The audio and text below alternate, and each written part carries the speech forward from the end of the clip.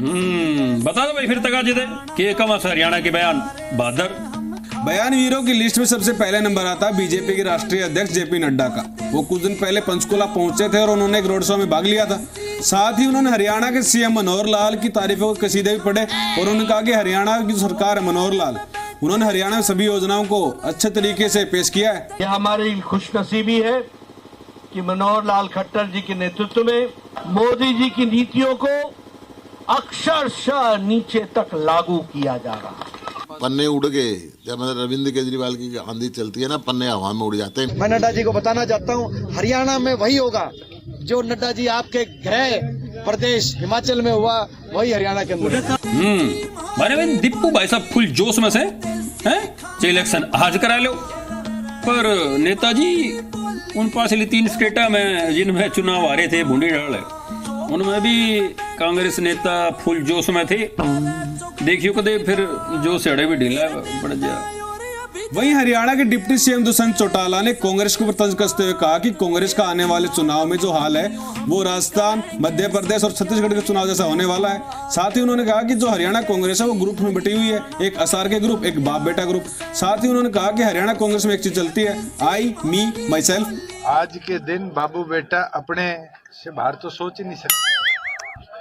उनका तो एक आई मी माई सेल्फ का एजेंडा है।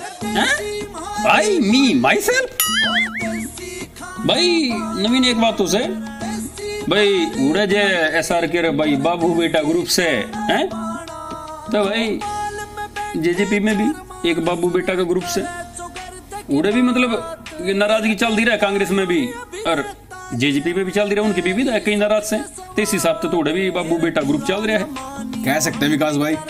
वही फरीदाबाद में एक रैली को संबोधित करते हुए हरियाणा के पूर्व सीएम भूपेंद्र सिंह हुड्डा ने जमकर भड़ास निकाली और उन्होंने साथ ही साथ ये कहा कि जो सरकार है हरियाणा की वो हरियाणा में भ्रष्टाचारी, बेरोजगारी के लिए जिम्मेवार है और फिलहाल हरियाणा पूरे देश में 14वें नंबर पर है इस विकास के मामले में। साथ ही उन्होंने कहा कि हरियाणा के लोग जल्द से जल्द चाहते हैं कि चुनाव हो और इस सरकार से पीछा छूटे।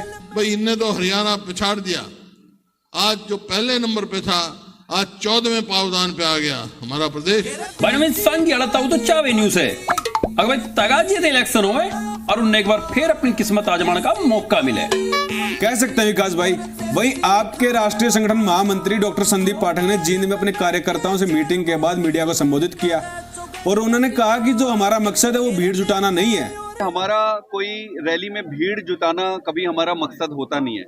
हम ये चाहते हैं कि हर गांव से व्यक्ति सभा में आए। मकसद भीड़ जुटाना नहीं है, पर नेताजी बिना भीड़ जुटाए वोट क्यों कर जुटाओगे हैं? बाकी तो भाई नवीन देखने वाली बात होगी, अब 2024 की इलेक्शन में कौन सी पार्टी कितने वोट जुटाओगी। वोट जुटाने तो मकसद होता है विकास भाई, भीड़ चाहे आए ना आए।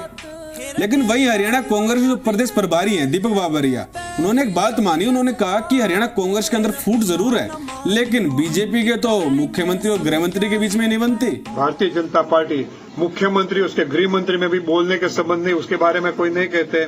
जिसको आपने धनखड़ जी को हटा दिया प्रदेश अध्यक्ष के बिना कोई बात गुना, उसको हटा दिया। ले भाई पहले तो बीजेपी वाले खाली कांग्रेस पे अंगली ठाया कर दी, गुटबाजी गुटबाजी गुटबाजी, पर ये तो कांग्रेस वाले भी करना लग रहे काउंटर अटैक है। अगर भाई मारी छोड़ो तुम अपनी देखो है, सीएम और गृह मंत्री में ना बढ़ती है। बिल्कुल विकास भाई। वहीं दीपक बाबरिया ने कुमारी शैलजा की जो हरियाणा यात्रा है उसको लेकर कहा कि कुमारी शैलजा ने इस यात्रा के लिए कोई अप्रूवल नहीं लिया, जिसके ऊपर प्रतिक्रिया देते हुए कुमारी शैलजा ने कहा कि उनको इस बारे में अवगत करा दिया गया था और वो खुद एक कांग्रेस की सच्ची और निष्ठावान सिपाही है, उनको भी राजनीति आती है।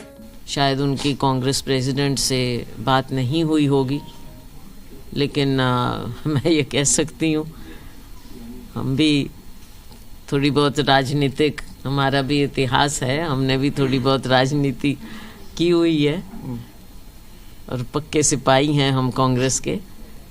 कांग्रेस प्रेसिडेंट की फुल नॉलेज से ये यात्रा निकाली जा रही, तो इस चीज़ को मुद्दा ना ही बनाए तो ठीक है। भाई नवीन पहले तो हरियाणा कांग्रेस में एसआरके वर्सेस बीडीयू होया करता, लेकिन अब तो एसआरके वाले बाबरिया साहब के पाछे पड़ लिए हैं, उनते पंगा लेने लग रहे से।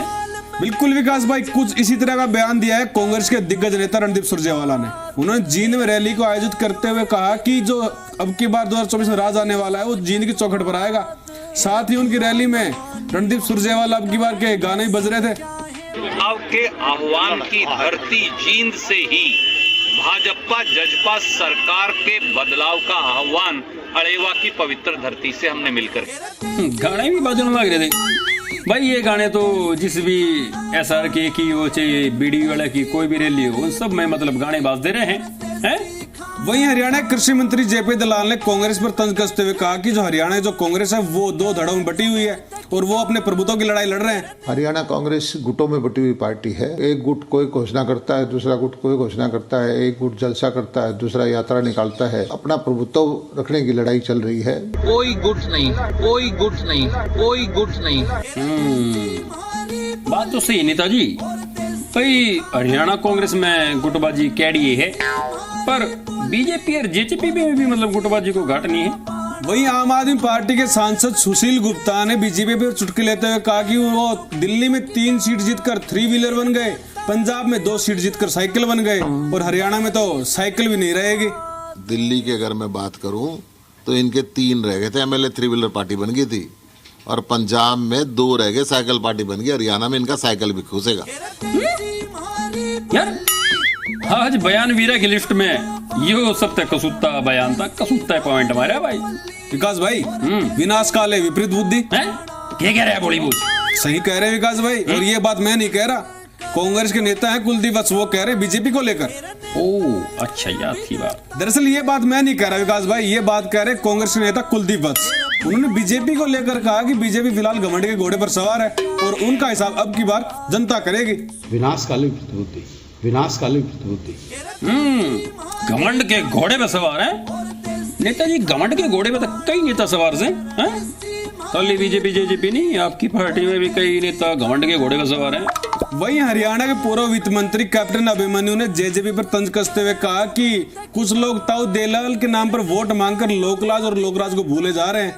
कुछ दिन पहले एक माँ का बयान आया था कि मेरा बेटा बड़ी कुर्सी पर नहीं बैठ पाया। माँ को अफसोस है कि उसका बेटा बड़ी सीट पर नहीं बैठ पाया, और एक दूसरी माँ और लग रही है अब कई सालों से, अब बुला के बाहर से बोला सारे छोटो मेरे बेटे ने बढ़ाओ।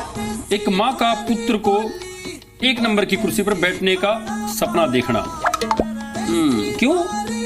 घराड़ा तो कानूनी पचड़े में चुनाव लड़ना औखा होगा, तो भाई क्यों ना बेटे ने 1 नंबर की कुर्सी बिठाने का सपना देखा है। वहीं आने वाली 28 जनवरी को जींद में आम आदमी पार्टी एक बदलाव महासभा आयोजित करने जा रही है, जिसको लेकर आम आदमी पार्टी के नेता अनुराग ठाकुर ने कहा कि हरियाणा में आज से पहले इतनी बड़ी कभी भी बदलाव महासभा नहीं हुई होगी। ऐसी रैली, ऐसी बदलाव सभा आज से पहले हरियाणा के इतिहास में नहीं हुई होगी। इतनी बड़ी महासभा हरियाणा में आज से कभी हुई ना होगी भाई। इसी कौन सी महासभा करेंगे भाई? हैं? मैंने तो सुने थे भाई, एक जो इनके बड़े नेता है संदीप पाठक जी, उन्होंने कही थे कि भाई भीड़ जुटाना हमारा मकसद नहीं, तो फिर ये महासभा में क्या जुटाओगे भाई? कौन सा चमत्कार करेंगे? ये देखने वाली बात होगी।